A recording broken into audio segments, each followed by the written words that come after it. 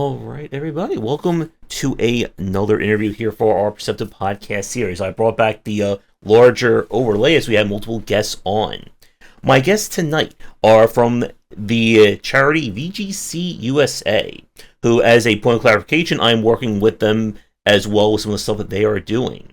But they've been looking for more ways of kind of reaching out, and I, of course, extend the invitation. Yes, we found another Josh to go with our video game conversations. So I will give them both a chance to introduce themselves, starting with Josh, and then we'll go to Max. And yeah, we'll have a great conversation about the charity and what they're trying to do. I mean, hopefully my mic is working. Yes, the mic is Yes. working. All right, sweet. I'm Josh. I started Video Game Clubs of America. That's Max. And my story starts with basically I'm a teacher, and my son got an autism diagnosis, and a long time ago, autism diagnosis, and I connected with him through Mario Kart, and then I basically started teaching him all sorts of things that I've learned on a sports field through games. And so I realized he didn't want to play sports, and I couldn't live through him as a dad. So I met him where he was, and we played some video games and board games, and I mean more video games than board games in my world. But then we found Scouts, Boy Scouts of America, that type of thing, scouting, and then we found that starting a gaming club. I had started a gaming club in my school to socialize kids like my son. And the thought was that when the gaming club gets started, that these kids like my son, who are socially awkward and not, they're just socially awkward, they have a place to go. And so that's how it all gets started. It's literally dad doing a dad thing for a kid. And then I realized as the teacher, there are lots of kids like my son. So it just blew up from there. And next thing you know, we have a nonprofit now. It started the Video Game Clubs of America. It really should be called Gaming Clubs Worldwide. We're kind of transitioning to that here eventually. But we're branded so well. Like, I'm tatted with it. I've been able to do tattoos and like can't afford you have room it. For more. You have room for new ink. I mean, there's always room, but so that's kind of what it is. And Max was the guy So I'll tell you how I got in here. Yeah, go ahead, Max. My son also had the same kind of diagnosis, and he really liked Minecraft. I don't know a lot about Minecraft. I would try to watch him play, but there was a camp offered here in town, and my wife and I said, hey, let's send him to camp. It's Minecraft. He'll like it, and he'll get to meet other people. And while the kids went over into the computer lab to start their accounts and stuff like that, Josh kind of explained that the video game club at his school was kind of running this camp. They were in charge, but he's the adult in the room. And he started throwing out a lot of language about his son that he wasn't coming out and saying the word, but like, I know what he's talking about because Derek's the same way. And I went up to him because we teach in the same district, and I said, hey, and all this stuff. And it got around to, do you want to start a club in your school? And for me at the time, I was coaching football, and I told him I wasn't sure. I didn't want to do anything halfway. And he's like, don't worry about it. We got you covered. They had all the paperwork. They had all of the logistical stuff that I just didn't know how to do, and it was done. So I said, yeah, because at the end of the day, as a teacher, what are we here to do? You want to help kids. And Josh actually came down to my first club meeting, and this is where I tell people that this is how I knew I was doing something special. I had the band room, because it was the only room big enough to fit 100 kids or so that had signed up. One of the kids that played middle linebacker for me was sitting next to a kid with green hair, and they were playing Mario Kart, and they were smiling together. And in the whole clique world of high school, this doesn't happen. Mm-hmm. And at that point, I looked out, and I said to myself, this is going to be the greatest thing I ever do in education, period. I don't care if I teach the valedictorian. I don't care if I teach a future president. This is amazing. And I hopped on board the nonprofit as well, and a bandwagon. Here we are. here we are, riding the crazy train. We're just doing things for kids, man. In the end, that's all it ever comes down to is like, are you going to help the kids or not? Yep. Mm-hmm. I remember when I was in high school, 20, 30 years ago, who knows at this point how long it's been, like, there were no, like, video game clubs, like, whatsoever. Like, there was no video game lab. I think at most we had, like, this was back in elementary school, like, the, like, edutainment center where you got to play all Oregon Trail. Oregon Trail. There's this, like, electrical game. You had to learn how light bulbs work. And there was like nothing. I mean, even when I got to college, like, it was like still very hard to like find, people interested in video games or gaming like that. Yeah. And yeah, like, excuse me. You know what's amazing, Josh? I got to tell you that I haven't thought about this in a long time, but since you said your school didn't have a club, way back for me, when I was in elementary school, I was not exactly the most cool guy in the world. Matter of fact, I had a pretty awful elementary experience. I'll straight up, man. I didn't have friends in my class. I had friends in public school, but I was in parochial school. So my schooling was not cool, but there was an after school, what they called computer club. And I would go to this, and we played Jeopardy on a floppy disk. And I played so much of it, I knew the answers. And because I was successful in that game, like during that club, I wasn't picked on. That's like an amazing thing in and of itself. Like, I feel like I have my own little social proclivities, but in elementary school, it's worse. But that club, now that I think about it, it wasn't called a video game club. It was a computer club. So we did a little bit of whatever, non-game stuff. But that Jeopardy game, yeah, man. And we see it. How many times do we see it? I wish we had this when I was in school. Oh, dude, that's a standard tagline. I mean, that should be on a T-shirt. Like, where was this when I was a kid? We hear that. I'll hear that 10 times at any event we go to, because parents are just like, my life would have been dramatically different if I had that opportunity. Yeah, no, I mean, I was lucky enough. Like, I mean, this is kind of out of left field, but like, I grew up poor, so growing up poor, you learn to you make games up as you go.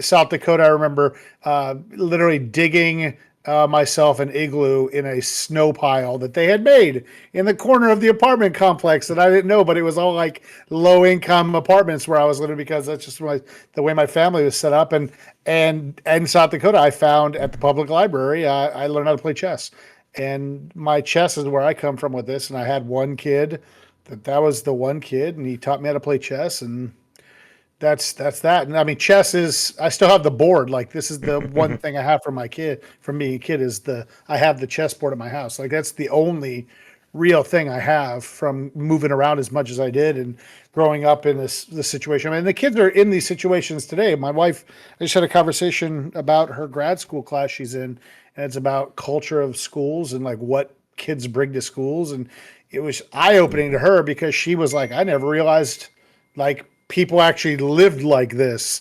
And I said, well, yeah, you had mom and dad and a house and a white picket fence. I had a trailer park with a mom who worked at night. Like, it is just what it is. And that's who we teach. And so when you, as the mentor, Max and I are basically mentors, when we crack out these games and play with kids, I mean, I don't play with kids much at all, like directly. Like, I just give them a place to do it. And then I hang out and I talk about life. And that's what my gaming club looks like when I'm in my school. Max, he's a gamer. With mine.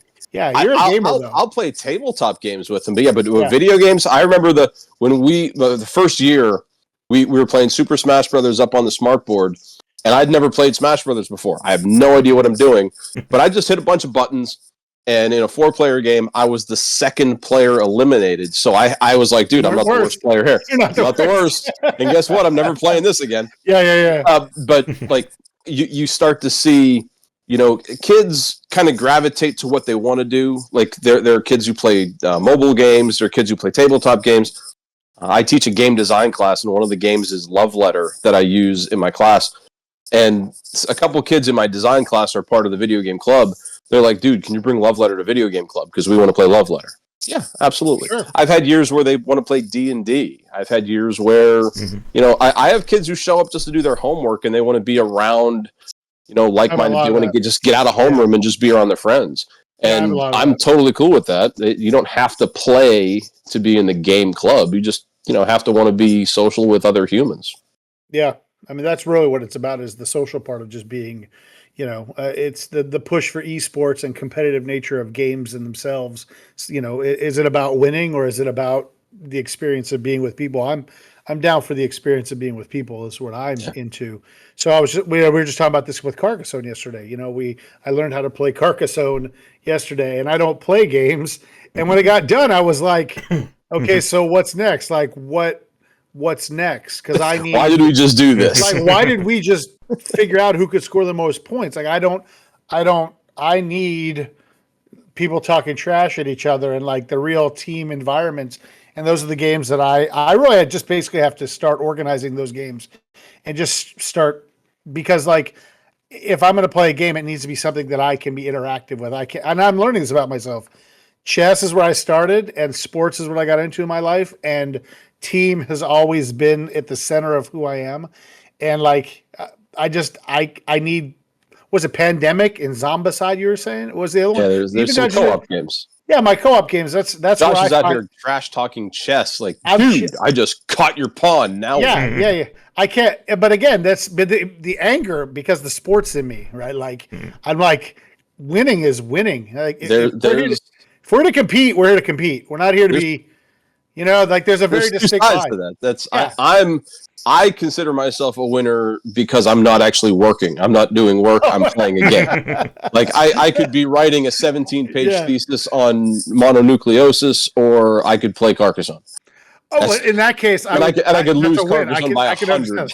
Yeah, I can understand that right now. I mean, the fact that I didn't get destroyed, I still was learning. I don't know, but like, it's what it is. It's good. In the end, as long as you're having fun and you're learning to be part of a group, and like sometimes you got to force it. Like yesterday, learning Carcassonne, I had to force myself to do that because I need to understand what I'm talking about with certain things. Because people look at me and they go, "Well, you run this organization, and then what games do you play?" And I'm like, I generally don't play any games, so I kind of have to know. Like I'm taking that as the new challenge. Like I need to know some games so I can relate to you, which is what I teach kids to do through games. Anyhow, it just in reverse. If that makes any sense. Mm-hmm. Like, you're putting yourself out there in a way that we ask our kids to. Where like, exactly. I'm not comfortable playing a first person shooter. Not that I have anything against it. It's just I suck at them. Yeah. But the year that we played Overwatch, like I was out there doing or trying my thing on a 12-year-old computer. Whatever, he's still trying. With mad lag. Hit that Reinhardt ultimate and just get in there, kid. Don't hit shift. No, but that's what it's about. And so I don't know. Are there questions in this interview, or like maybe we'll try and talk all day because we can keep talking. I guess like for like people who may be listening either live or record, like in terms of what VGCUSA provides, like to the different clubs, like can you go over that for the people listening? Well, it's modifying. So what we do is we plant the seed, right? Things that are on the website that you can get access to if you're a teacher are copies of bylaws and things that you may want. Stuff to physically help you get started. We have lots of schools that are reaching out and they're saying, "Hey, can we have games? Do you have games?"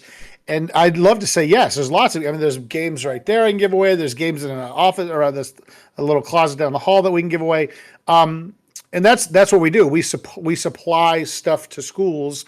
That's in a dream world. The problem is we run into funding for this because shipping things to Oklahoma costs money, unfortunately, and that's where our biggest problem right now is we have lots of games, right? Like Friday, I'm going to pick up 2 truckloads of games, right, that are just given to us for here are board games.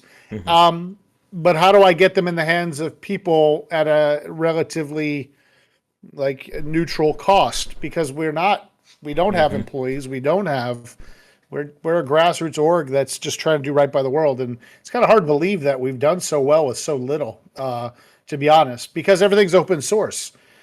We do have professional development that we offer to schools.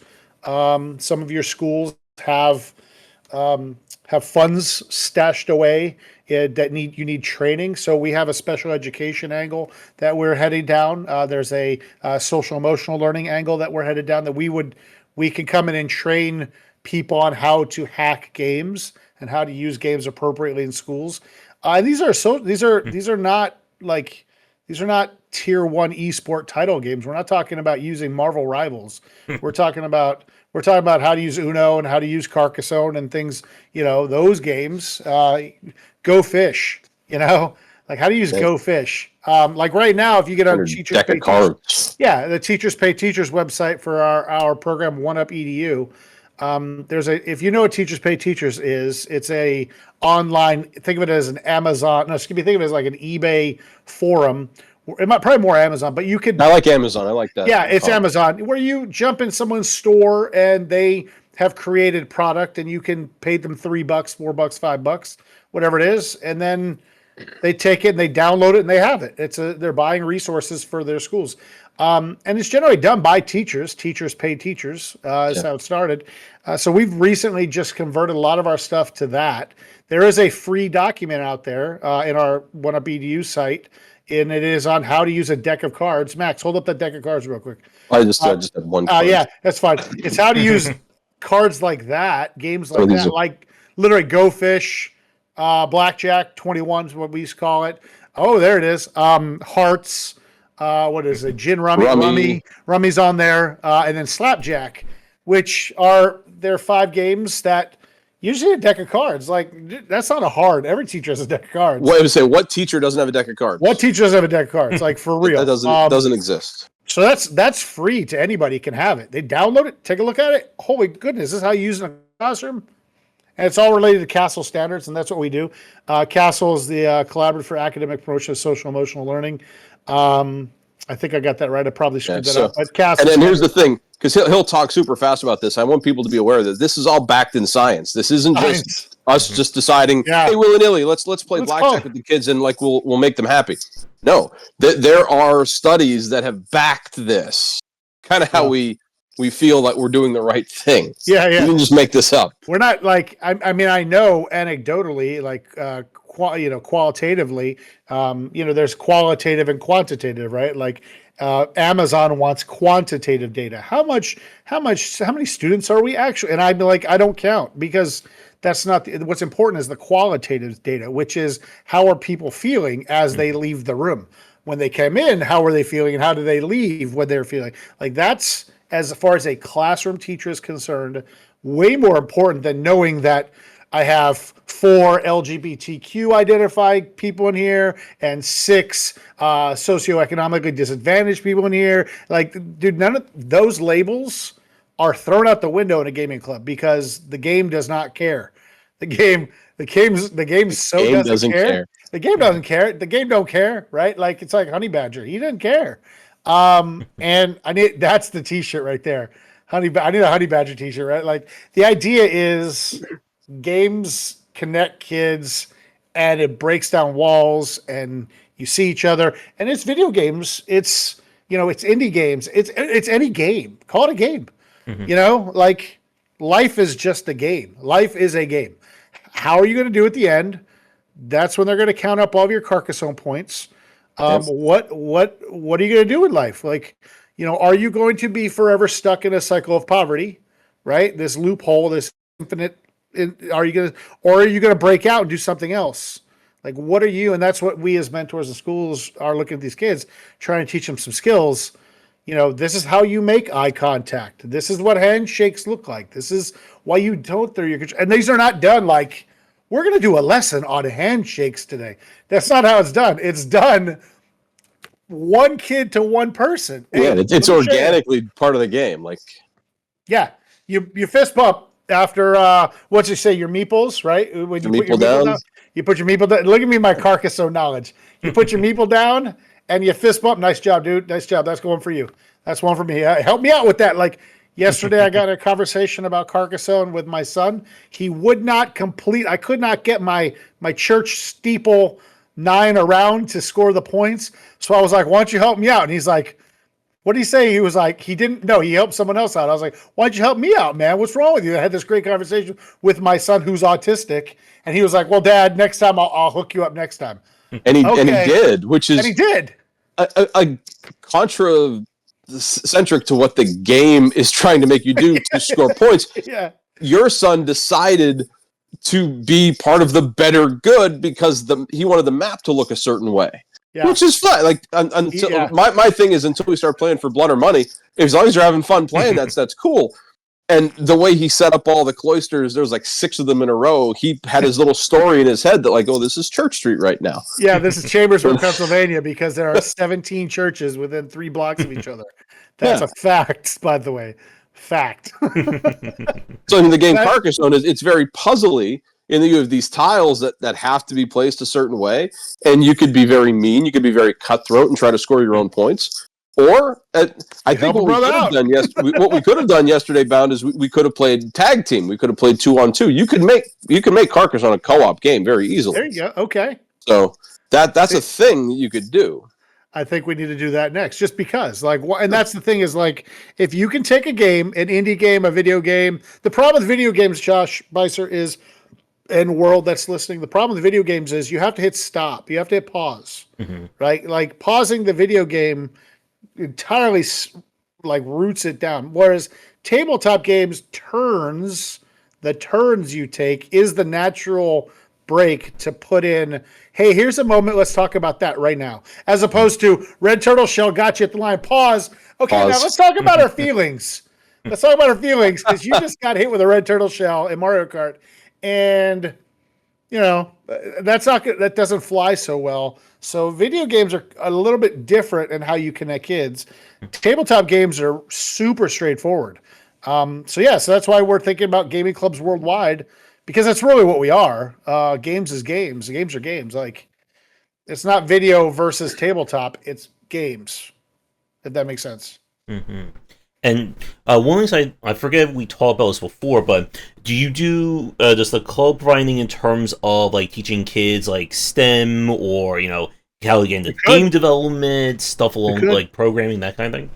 We've done that. Yeah, we've done that before. So I'll go back to 2020. We had our live in-person Everyone Games PA convention. We did that on Discord.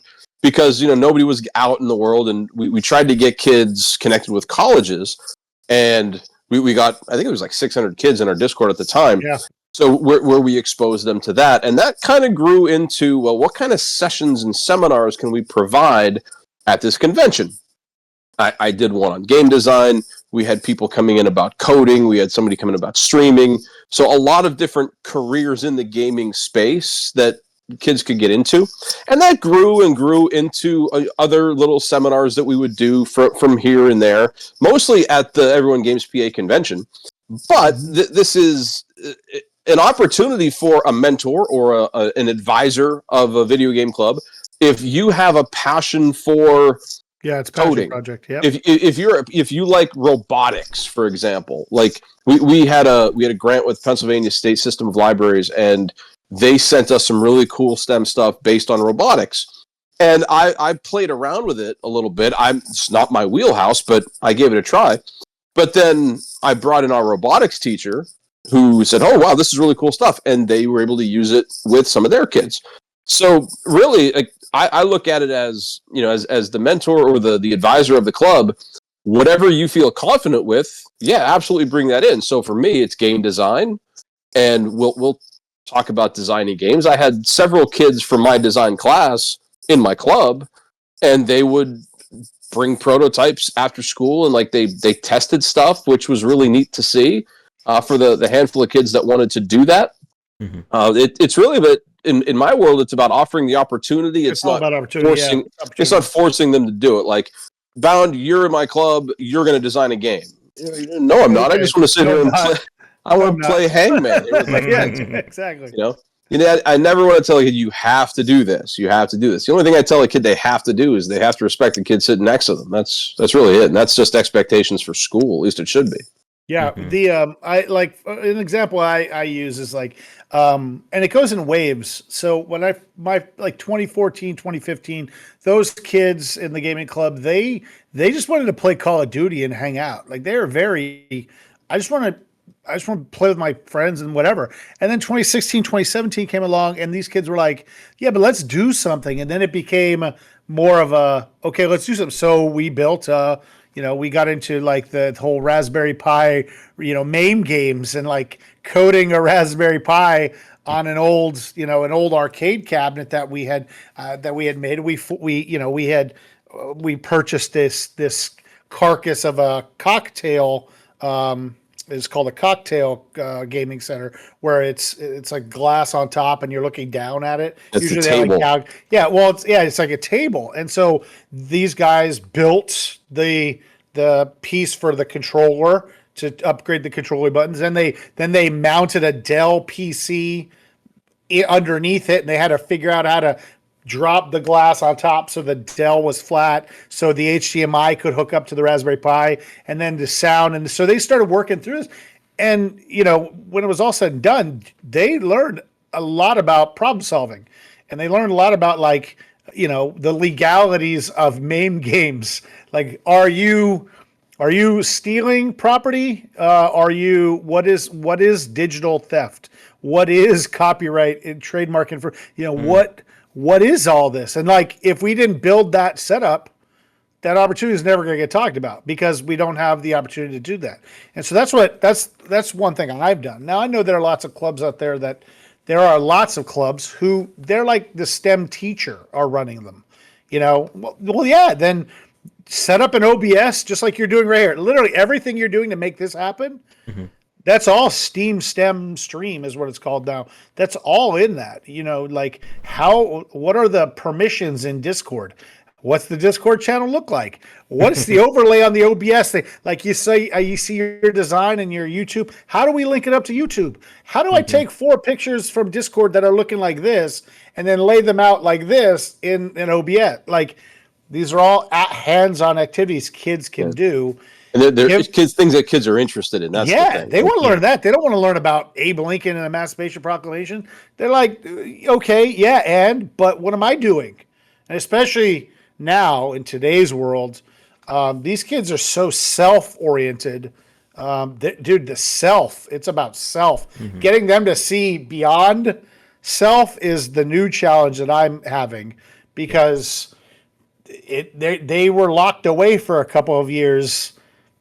Mm-hmm. And a grind, and it's slowly leaving high schools. But like, I think this year might be the last real year. This senior class might be the last real class that's affected by the COVID problem, because they were in 6th grade, 7th grade when it hit. So like right when you're really aware, you know what I mean? Right when you're really aware of what school is. Like, I don't think anybody in 5th or 4th grade is going to care about COVID. I mean, they had their challenges, I'm sure, but the schooling part of it, where there's heavy work and homework on top of it. Yeah, I think it might be a year or two till we're out of it, but I think we're close at least. I see the close. Yeah, I can, and I can even see it in the freshman class. Like my incoming freshman class last year and the sophomore class that's currently at my school. So they're now 10th and 11th grade. They're phenomenal. They are phenomenal kids, and they're not about themselves. They're actually about the group, which is what it used to be. But then there's a real distinct difference. And so it's taking time. Yeah, and I mean, going back to what Max said a few minutes ago about the kids have to want to do this. Like, that I think is like one of the hardest parts. I mean, this is coming from someone who not only, talks about games all day long, but again, with a lot of my library talks. Like, a lot of the libraries that I speak at or I kind of reach out to, they also have that problem with getting teens in there and wanting to engage. And last year I did like this kind of like career day, like virtual fest for, I forget where, I think it was in like Washington State. And I was telling all these kids, you can make games and you can play them and it's all exciting. And like 5 kids had their head down, like trying to sleep while I was trying to talk. Like they were just, they were checked out. Baby. Yes. Welcome to COVID. Yeah. I got stories for days like that. Now, we ran into that last summer though, Bound, when a lot of the libraries we were working with trying to get kids in. We did a couple seminars with libraries. I think we did 4 weeks worth. One was game design, one was streaming, one was building a PC. Yeah. So it's other opportunities that our nonprofit has put out there. But again, to me, it boils down to like the advisor of the club, whatever opportunities they're willing to put forward. And, if you're running a club, it means you want to help kids, and you meet the kids where they are. Like Josh said with, meeting his son where he is. If I have a club who wants to do building, we'll build. I don't know how to build a PC, but I'll try to figure it out with you. Sure. You meet them where they are. That's important. Yep. And I think like with like the variety of games, like this is something that I know we've talked about in a lot of our weekly meetings about like what would be good games to get like kids into things. Like we've talked about, Mario Maker or Smash Brothers. I think I probably feel like and one thing I find very interesting, there's been a lot more like indie co-op games in like the last like 2 to 3 years. What was it? Ambiotic Factor. There was a Lethal Company. There's been Peak. I really like Ultimate Chicken Horse. Like we were seeing like at least in that stage, I think it's very interesting. There's a lot more like co-op focused games like getting very popular in the last 3 years. Yeah, there's one on Switch. The kids were playing it on Switch, and they're having a great time doing it. Where you're four people, you're four like little characters, and you all have to progress at the same. It's like you're holding hands, and everybody has to get across the thing as in a certain method to achieve the goal. And if one of you falls, it starts over.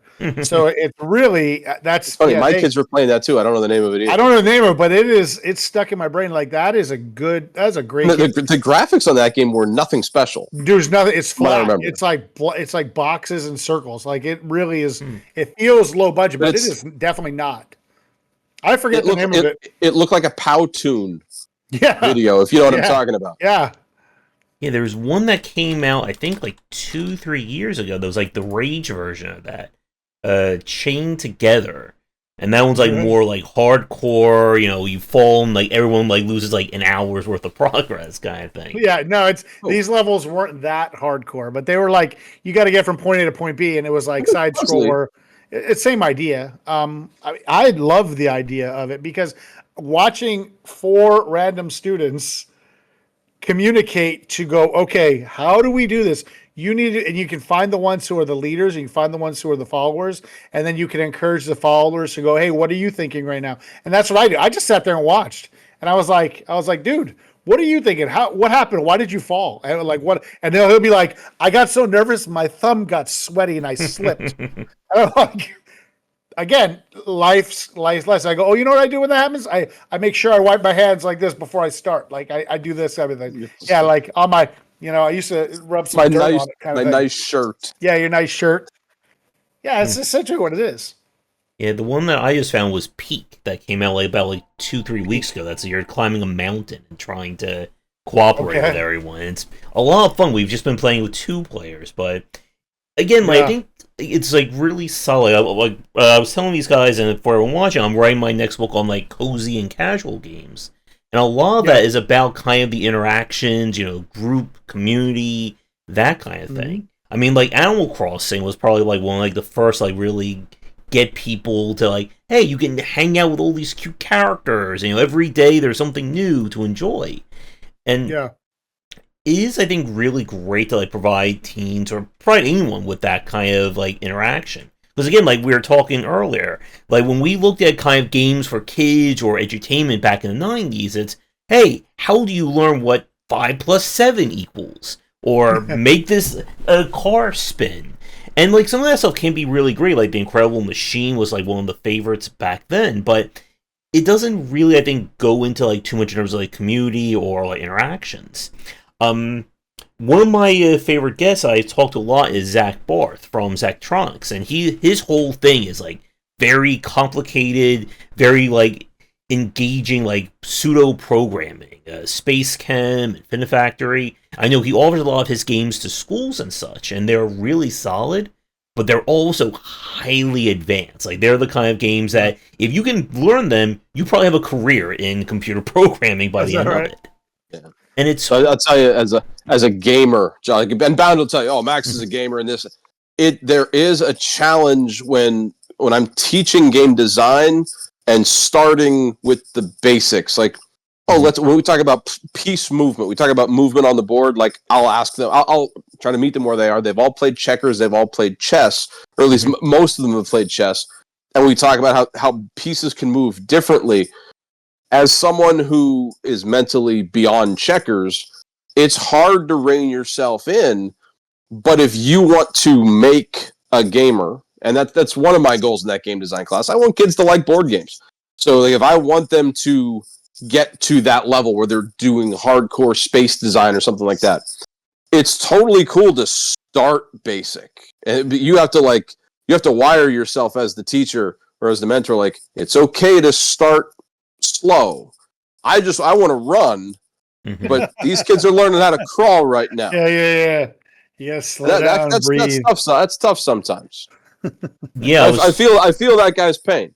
Yeah, and I see that with like some of the people I talk to online about like when I give talks at libraries, and one of the comments I get from a lot of people is that apparently I'm really good at talking to teens because I always take things very slow. I'm always like I had like a 40-minute conversation with someone like last year about mobile games. We just got a whole like discussion on like Arc Knights for people who know what that is, and it's hard I think to like get people like engage in that way. And I think that's another question for both of you. Like I guess like for like teachers or librarians or anyone in like that respect, like do you offer any advice or tips in terms of like getting someone, I guess, to make it easier for them to engage with teens? Dude, just push play.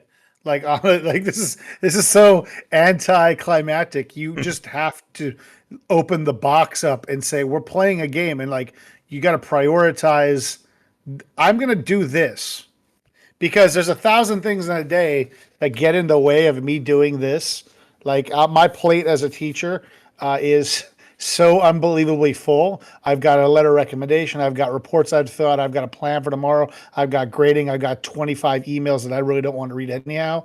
I have to honestly go, no, this is more important than all of that. And here's 20 minutes that I'm going to do, and we're going to run it. And you just have to say, I'm going to do it. And I'm telling you, once you do one, you're going to do 5 and 6 and 7 and 10 because you're going to have a good time. Just crack out for like all the entry level like teachers out there that are like, I don't know games for anything. Pop out your Uno and play some Uno. And let's start there. Start so basic, like you're talking about crawling.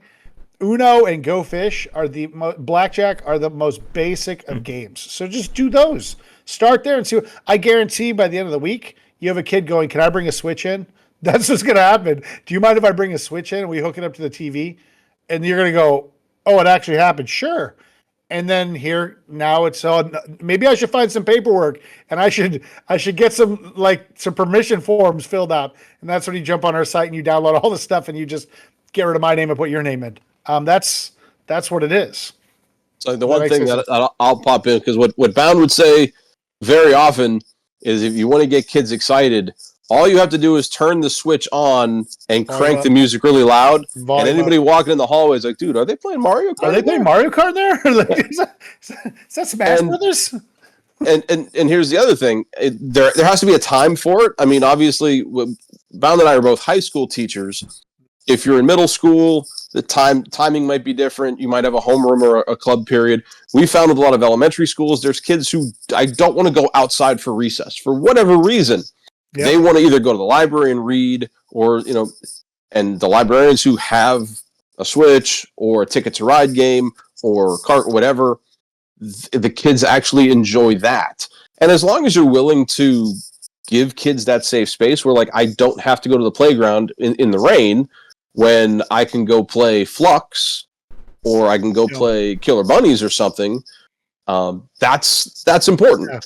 Yeah. And I've found that when you give kids the chance to choose, give them some like level of choice, well, I want to do this or I want to do that. That's where in my head the magic happens, because two people who might not know each other, they both like Magic the Gathering. And they end up sitting and they play. Yeah, they play together. And this other guy walks by and says, "Dude, what are you doing?" And he expresses an interest. Now, this is sometimes I know some hardcore Magic players that would not do this, but like guy comes up to you and said, "What are you doing?" The Magic people can then say, "Well, this is what we're doing," and you might interest somebody else, and you might bring somebody else into the hobby, and you grow and expand your circle of friends, your circle of gamers that way. That's exactly how it happens. Like that's Kathy Brycecker out at Foot of 10 Elementary School. She was offering this during her recess. So she would say, she did exactly what Matt was saying. If you don't want to go to recess, come in here during the thing. She had so many kids that they were questioning, like, what are you actually doing in there? She had like 70 kids signing up. Instead of going to recess, they'd rather go to the library and hang out with Ms. Brycecker because she was allowing them to play games for it was like a 20-minute window. It was like 20 minutes. It was nothing. Her problems became, how do I Too many organize it so kids. it's fair so that Yeah. everybody gets a shot at this one Nintendo Switch I have, which is why we choose tabletop games, because tabletop games, they set up quicker, they can set up quicker, and they bring more kids in one sitting, as opposed to I'm waiting for my turn on Mario Kart. And I'm just standing here doing nothing. So that's kind of where we are. Mm-hmm. Yep. And as we were talking about earlier, like kind of like the challenges of getting this all set up is one, you have to get more awareness out there. I mean, this is something that I've been certainly struggling for the last like 4 to 5 years. And of course, you mentioned, of course, the logistics side of things.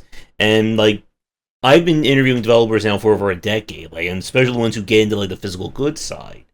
And it is very tough, especially tough now with how much shipping has changed. It's shipping. Yeah, Uncle Bezos is going to be helping us out a lot. Okay, so Uncle Jeffrey Bezos doesn't know, and what's that, Lauren Sanchez or whatever his new wife is? Whatever. The idea is they're going to be helping us out a lot because we're going to ship directly from Amazon Prime. Like that's when we buy new, that's what's going to be happening. Mm-hmm. Unfortunately, like Friday is going to occur, and how do I physically get 10,000 games in hands? Well, I'm going to be driving a lot of places and going, hey, library in Pittsburgh, here's 15 more games to put in your list. And they'll go, wow, just like that. And we take a picture and we smile and we high five and we slap hands and whatever, and we get out of there. And then I go get pierogies because I'm in Pittsburgh. So it is what it is. Yeah, I know there's logistics companies that have like for like Kickstarters and physicals like that, they handle things. But yeah, I know like they have like, their own like rules and like how all that stuff works. Yeah, I mean, in the end, you're responsible for you because, like, I know where if you were to walk in my room, it's like it's like a candy store of children's games, and I don't lock any of it up. There's a Nintendo Switch just sitting on the front table with like a box of games, and it just sits there, and nobody steals it. Because it's a community thing. Like, it honestly belongs to all of them. So why would they ever try to steal it? Like, so like logistically, but some people have a different situation where you have to lock things up. Now you're talking about real logistics of how do I, but in my world, I don't have to worry about that. So that's why each club is going to be different. Max has a different setup than I do. And we're like 4 miles apart or something. We're not that far, maybe even 3. Yeah. And the idea is it's just dramatically different because our schools are different. Mm-hmm. So and the middle schools in our town who also each have clubs, they run things different. So I mean, my situation is going to change next year because we're changing our schedule. We're going from a 7-period day to full block scheduling, and clubs are going to be after school and things like that. So we'll kind of see how that works.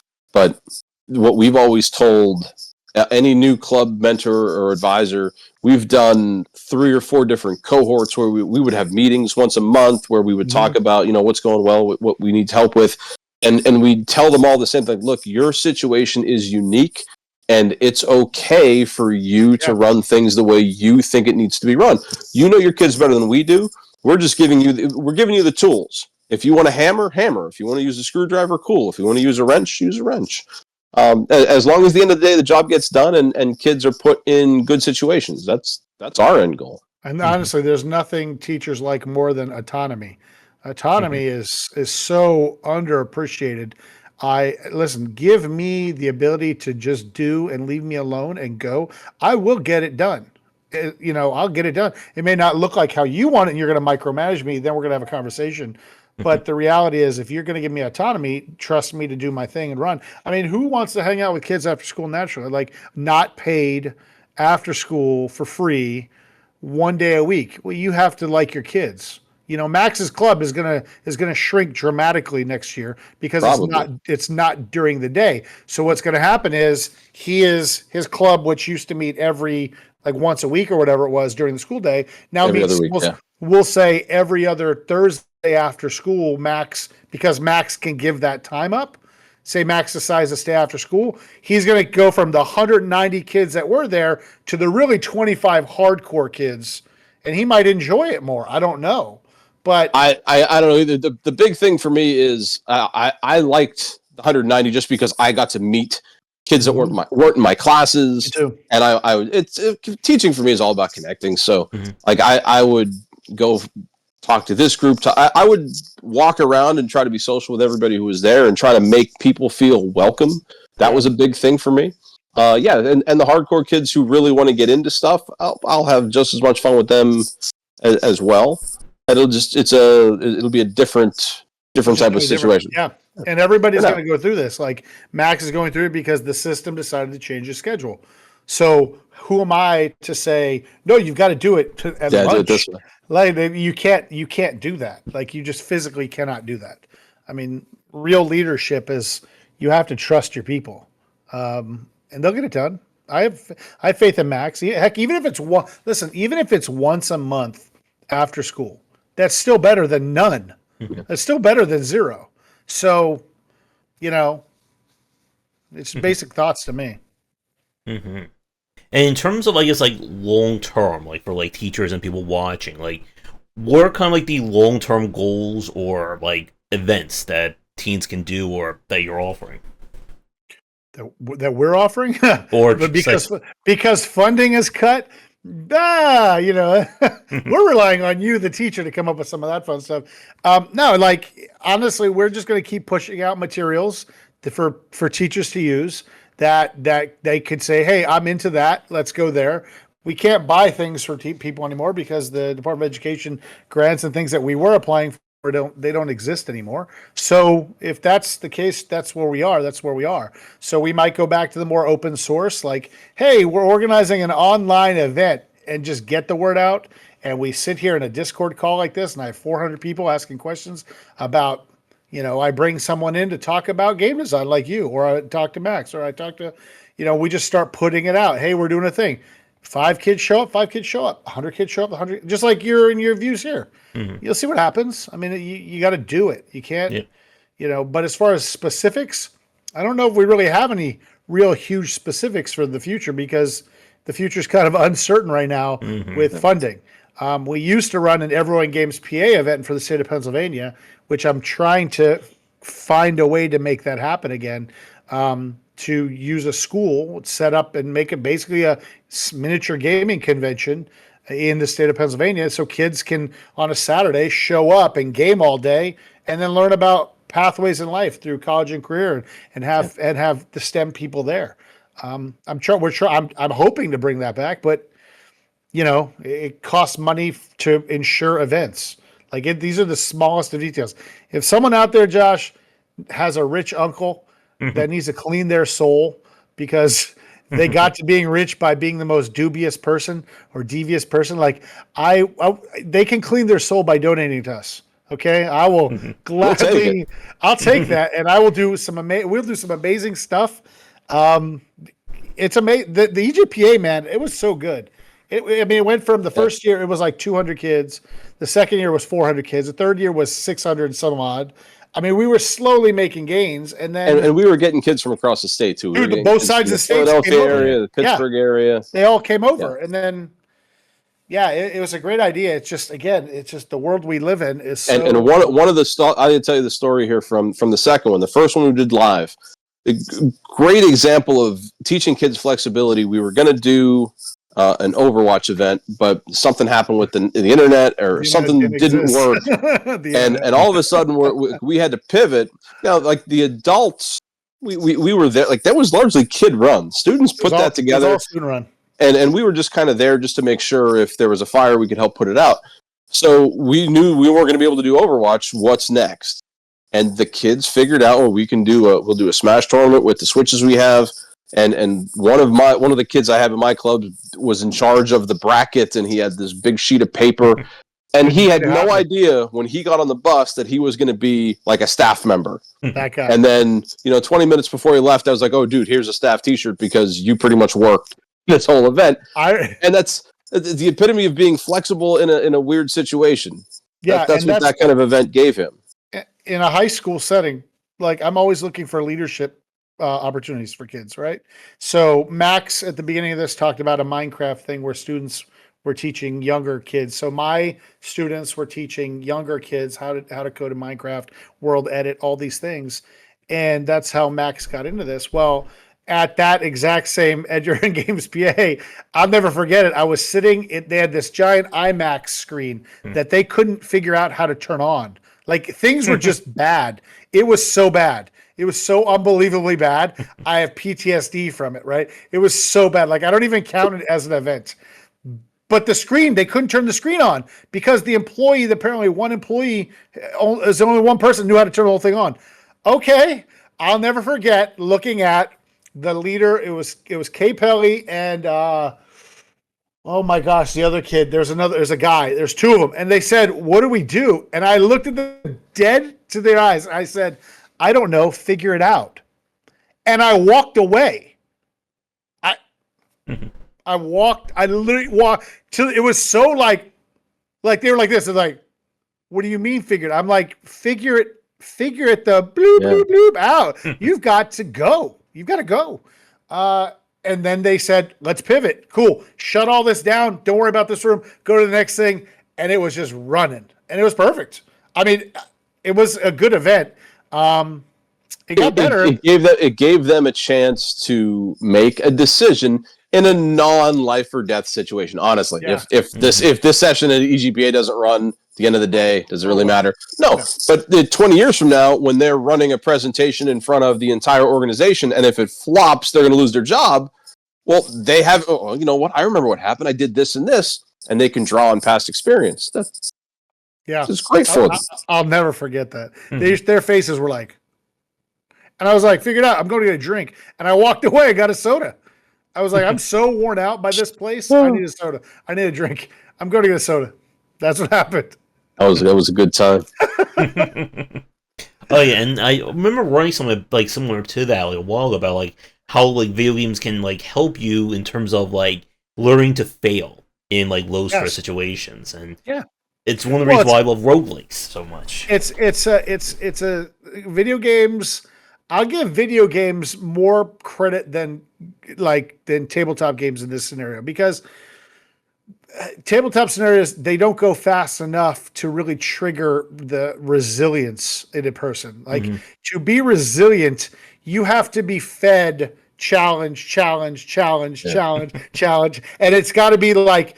I think that's how video game design is done, though. That's how video game design is done. Mario level 1-1. That first Goomba killed more Marios than anybody. Oh my God. You figured it out. Yes. Yeah. Like, whereas, in Carcassonne, you didn't really know if you were doing good or bad. You had an idea. There's a scoreboard. Yeah. But at the end of the day, you have more opportunities to fail in a video game. You're right. Yeah, and I think that's the most fair thing you could say is like video games are really good to teach you how to be resilient, because I don't know how many times I've died to those dogs in Ghost of Tsushima. I have died to these dogs. Like I'm flashing back right now thinking about it. They would kill you and you didn't even see them coming. You're just like, you've been mauled by a dog. I'm like, where's the dog? Where's the dog? Where's the dog? I'm screaming at this TV like, where's the dog? I gotta put this down. I'm breathing. Gotta breathe. Gotta walk away. Like these are all life skills, because I don't want to break that $2,000 TV. That is what a video game can do. And tabletop games, they just don't have the ability to do that. And I'm sure there's one out there. Somebody's probably going to go, well, you've never played. Yeah, okay, you're right. There's failure built into board games, but the board games are generally, it's one-on-one, whereas video games, you're playing kind of solo against a system that was built to challenge you. Like, how many times did I crash the plane in Top Gun? Like 275. It's funny you say that, because when you finally get through certain things of Ghost of Tsushima, it tells you how many times it's like Cuphead. You ever played Cuphead? Cuphead said you died 75 times. I'm like, way to go. I hate that. And it's like, hey, 75 is that it? It felt like 100. Yeah, like only 25. Amazing. Yeah. That's, Cuphead. You want to talk about resiliency? Anybody who's ever beaten Cuphead, just shake their hand and just be like, you have earned my respect. You get the free T-shirt.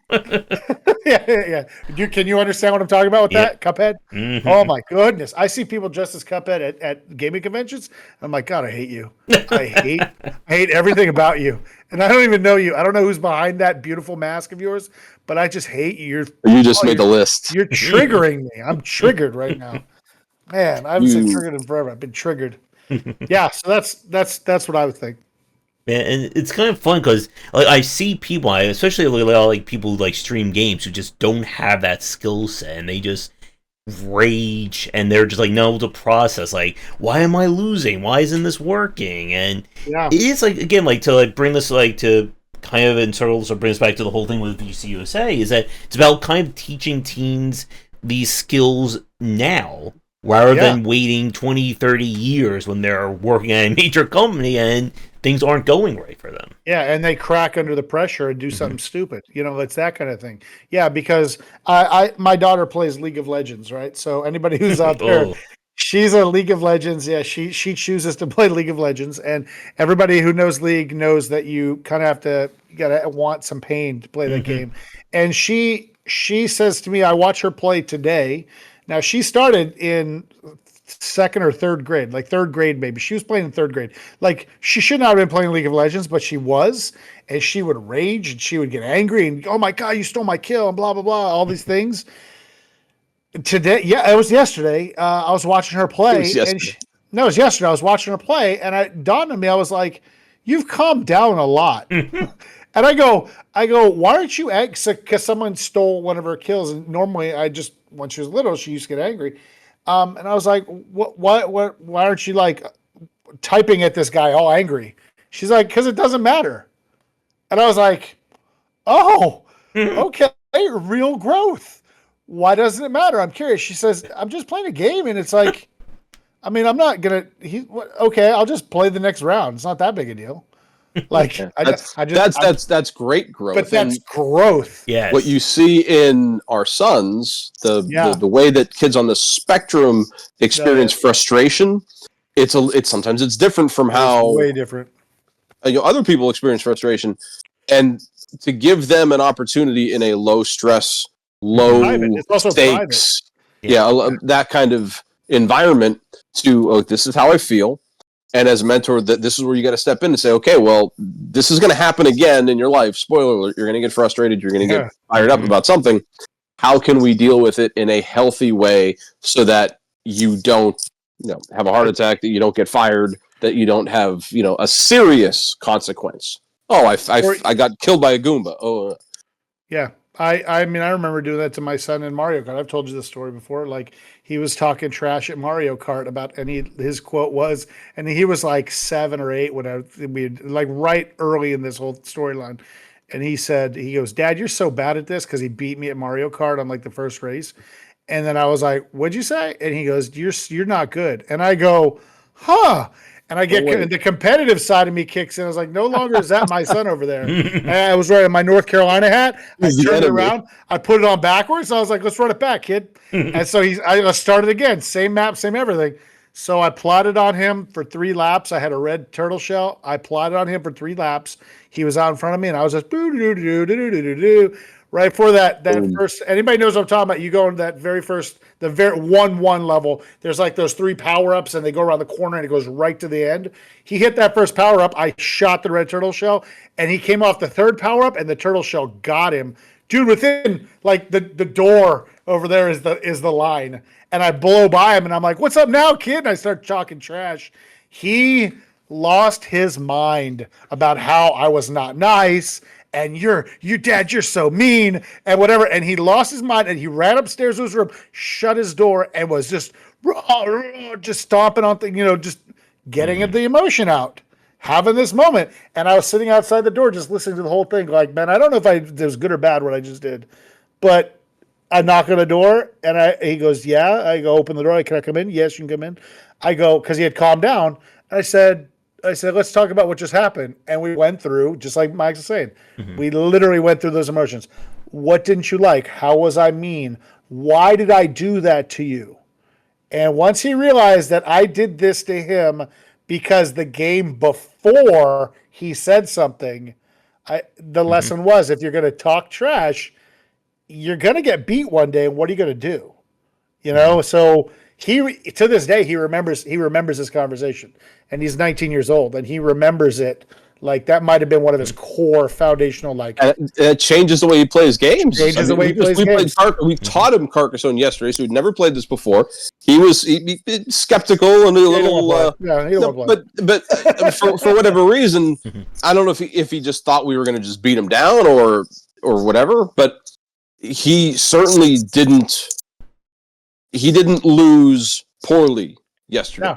No, he kind of took it as what it was. Like, hey, we got to play a game. It was cool. And like when I play with my son and my kids, like my daughter is now she's 8 years old. I don't let her win. When we play a game called Crokinole. Crokinole is kind of like shuffleboard on a table. Yeah. And I beat her 6-1 yesterday, and she gets frustrated. But I tell her, like, look, we both won because we both played a game. We had fun. I wouldn't start. I would initiate the trash talk with her. Like if she starts it on me, that's a different story. And then you're like, well, there's going to come a time where she's going to beat me naturally. I mean, it happens to all dads. You're probably like, yes, thank you. That just happened. I'm so happy that just happened. Yeah. But by then, I'd like to think that I've taught her how to win with grace as well. That you don't start out, puffing your chest because, like Bound says, eventually you're going to lose. And the butt you kick on the way up might be the one you have to kiss on the way back down. Yeah, and that's called what if that kid that you hate gets the job that's your boss now. You never burn a bridge you don't have to burn. Don't do that. Like the smallest of things can insult people for a lifetime. Oh yeah, and you just don't understand. Like it drives me crazy when certain people will say like autism. I'll give you a perfect example. Like. Kids will be like, they'll just make jokes about, oh, it's a little bit of autism, they'll say. And I'll be like, And I'm like, I'm identifying the kid's face, like, I'm going to remember that.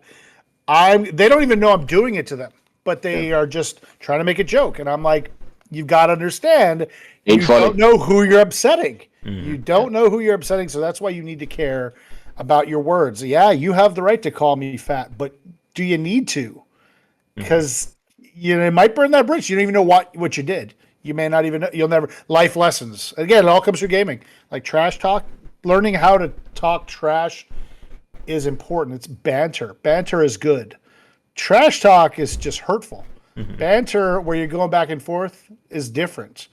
I like that differentiation. There's a difference. And then here's the thing: some kids on the spectrum don't necessarily. They don't understand that. Yeah. They don't perceive it, which is why, so when we talked earlier about hacking games, I think the first game we hacked was Uno, and we have a trigger in a game and then an action. Right here. So that Uno card right there. The thing was, if I skip you, I've got to look you in the eye and make a sincere apology. Now, what happens when my kids start doing that is, all right, Bicer, I am so sorry I'm skipping you. And you think to yourself, no, you're not.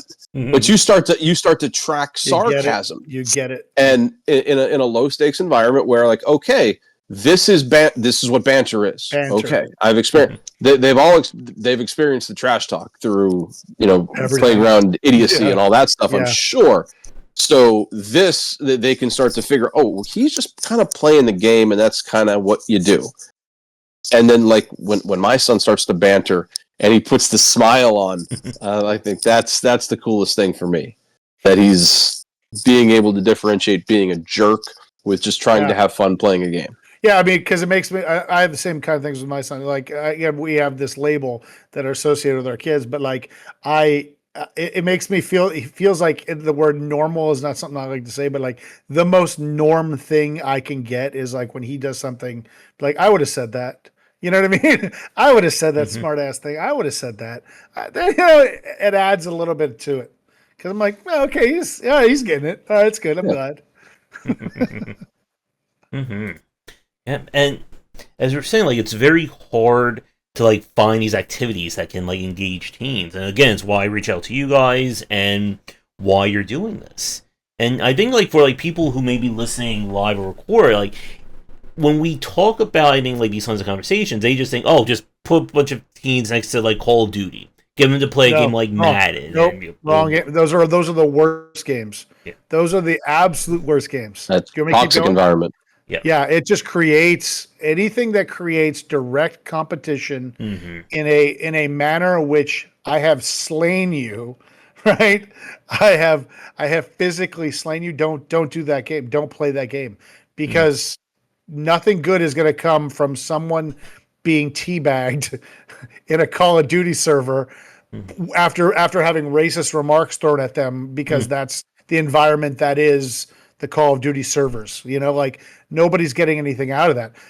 But you could use the 4-person team part to create an environment where the team is working. This is where the foundation of esports comes into it.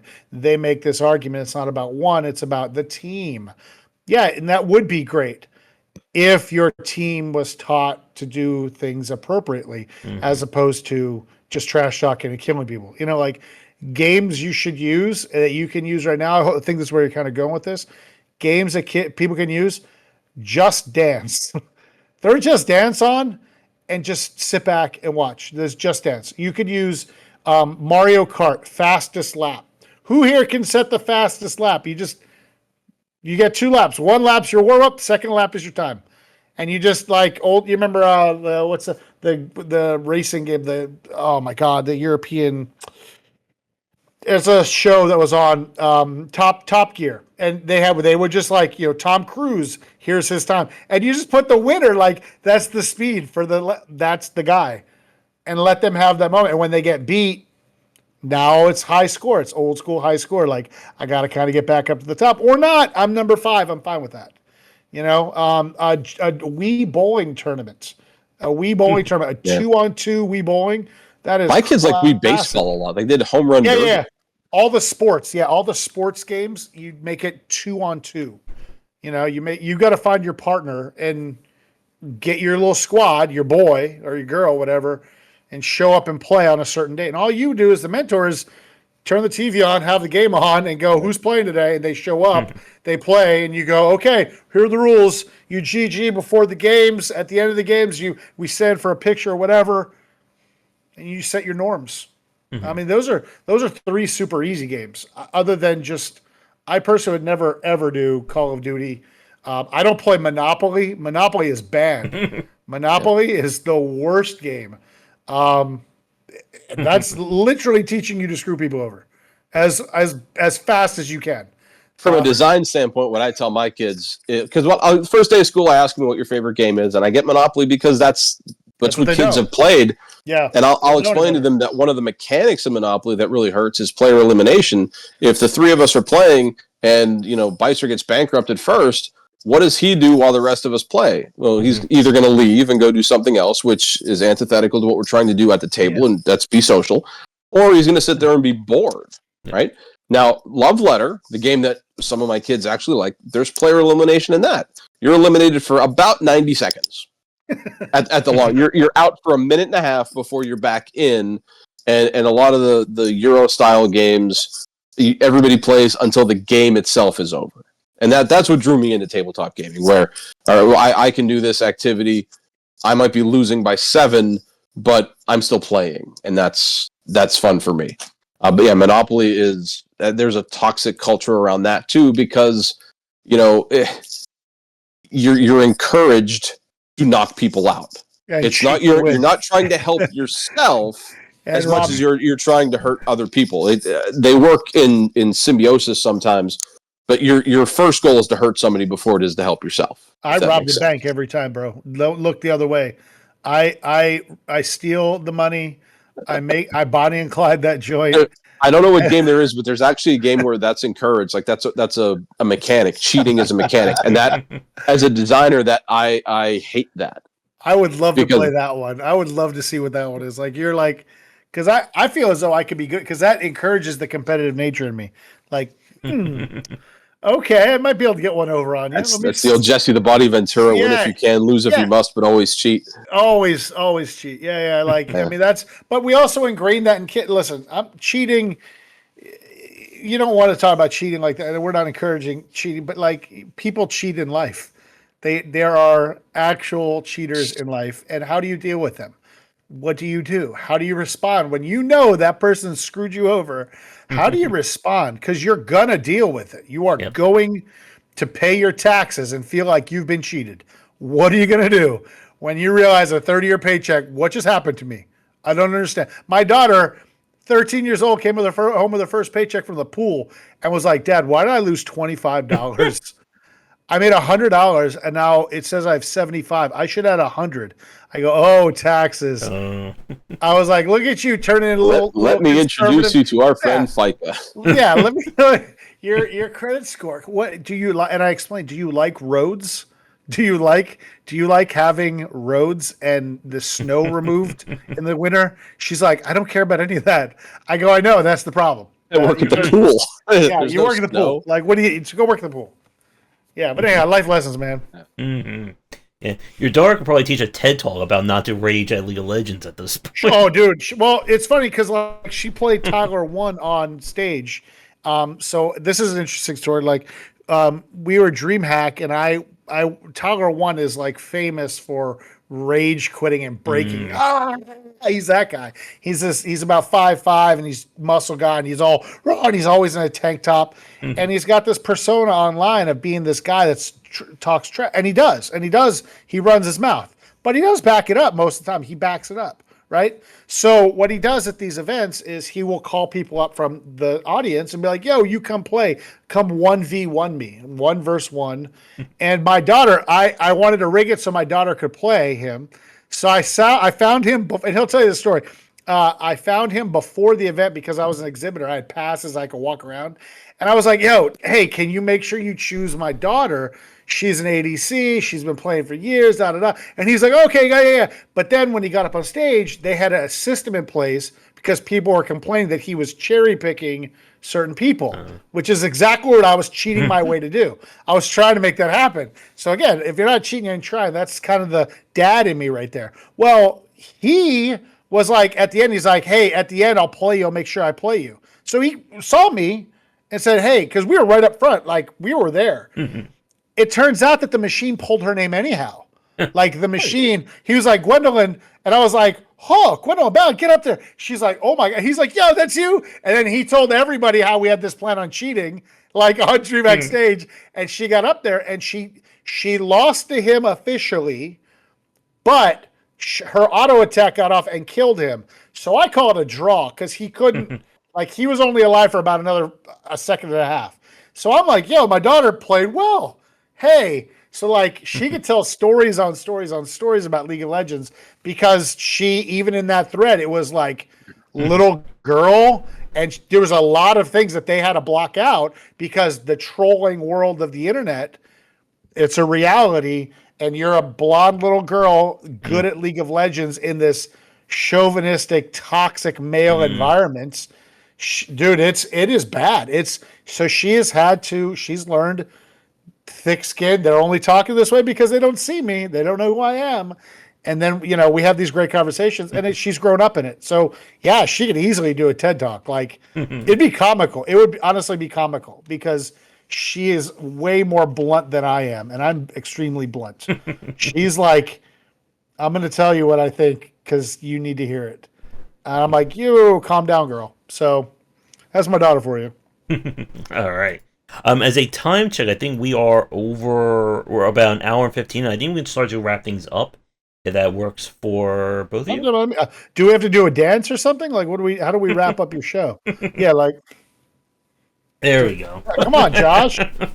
Just fade out right here. Just let it happen. The Numa. Come here, baby. Come here. No, he's not participating, Max. He's not even taking. Yeah, he started. He saw it. He was gonna like, I'm gonna MCA. I got you. No, okay, I got you. Go for it.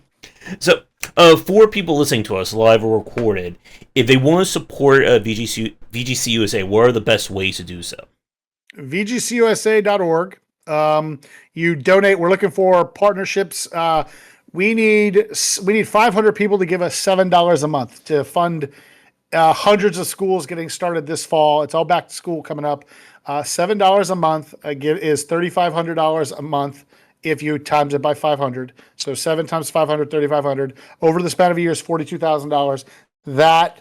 That little chunk of change would start hundreds of schools around the country. It would allow us to bring Everyone Games PA back, and keep the office. I mean, this is our only bill. This is it. This is all we pay for. And no, we don't have any salary. So what you Mostly do is storage for the games we're trying to send out. storage. Yeah, because if you came back on Friday, there'd be a mountain of 2,000 games behind me. Like it's a warehouse. And so like that's what you can do. If you can sign up, we have a PayPal link on the top of our page. VGCUSA, you hit that PayPal, and it just goes right to $7 a month. I mean, that's a lot. That's One Starbucks lunch. a month, you're not drinking. That's a Starbucks a month, you're not drinking. Yeah, like that's what we're asking for. So if you have the ability to, you're not make helping that us. You're not helping Bound. You're not helping me. You're helping kids. Yeah, you're not. All the money goes to keep this thing going. And again, we're teachers full time. We start school in 3.5 weeks. Oh. I guess said it. I know, Max. I said it. I said it. We need some people to help us fund this. Share us on Facebook. If you have, everybody knows somebody with a label. Everybody knows someone who's socially awkward. Everyone who knows somebody who needs a friend. If you could forward us to them and help us get a gaming club started in their school, that's another way they could do it.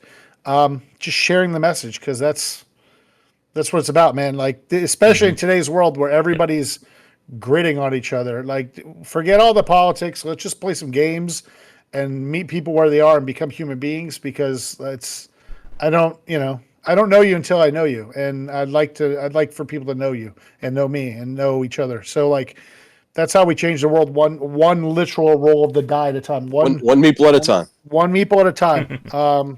No meeple should ever eat lunch alone. That's what I'm saying. All right. I don't think it works so well with meeples, but that's what I would do. Okay. All right. And is VGCUSA going to be at any like major conferences or shows coming up? We're going to be guerrilla marketing at them. Yes. We have, we'll probably be at PAX Unplugged. We'll be there walking around, hanging out. That's in Philadelphia. It's still in Philly, right? Yeah, it's in Philly.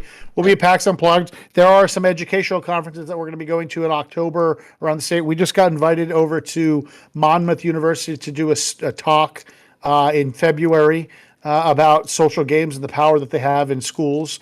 So I feel like we're really making traction in the education space. We're no longer just in the gaming space. We've always been in the education world, but we've never pushed into the education world. Now we are. So if anybody has a place we should go, please reach out. Just know we're on limited funds, so we drive everywhere. There's no flying. Got to raise funds. So that's that. There's a charity stream coming out back to school week, first week in September, that we're going to be doing. So there'll be some streaming information. Follow us on the socials at VGCUSA on all the socials. Yeah, that's it. I mean, $7 a month is the greatest thing you could do for us. If you give me $84 a year, $84 a year, it's tax deductible. We're a 501c3. I can't find a better help than that, honestly. And I'm looking for it. Okay. All right. Well, I think. No. Did I forget everything, Josh or Max? Anything? And no, it's what he said. That guy said. All right. Yeah. And you're on Blue Sky. Any other social media platforms? Yeah. We're on TikTok, Instagram, Facebook. Blue Sky's there. We haven't really been posting to Blue Sky yet, but we're still slaves to the Twitter verse or the X verse, whatever. But yeah, Blue Sky. We are VGCUSA Blue Sky. Our real, where we really push, is Instagram and Facebook, the Facebook. And TikTok's just for fun. So, okay. All right, sounds good. Well, guys, it's been great hanging out with you this afternoon. I'll make sure to get this post, I think, relatively quick in terms of the recording. And yeah, again, like I'm working with you, so I can say best of luck because I'm with it. Yeah, you're part of the problem now, Josh. You know what I'm saying? Part of the solution. All right. So I guess any final thoughts to take us out for tonight? This is where we go big brain. Do we go big brain, Max? Be excellent to each other. Yeah, be excellent. Be excellent. That's it. Bill and Ted, baby. Words of wisdom. If Keanu only knew that's what we would quote. George Carlin, be excellent. I mean, where are they now, right? That's the only rule you need in life. Be It'll get you excellent. through. Yeah. All right. Well, that is going to do it for this conversation. So for everyone watching this live or recorded, thank you for tuning in. You'll find links to VGCUSA down below. So if you are interested, be sure to check them out and support them any way that you can. For my side of things, as always, through the YouTubing stuff, check out my Discord, Patreon, all the books that I've written on game design, many more to come. And if you are a teacher or educator, I also do, again, talks about game design and video games along those lines. So I'm always interested in coming out. So, Max, Josh, thanks again for hanging out, and we'll be talking again real soon. And we will. Thanks for having us. No problem. And with that, everyone, come back for daily discussions on game design here and on game wisdom, where you some of the art and science of games. Till our next chat, have a great afternoon.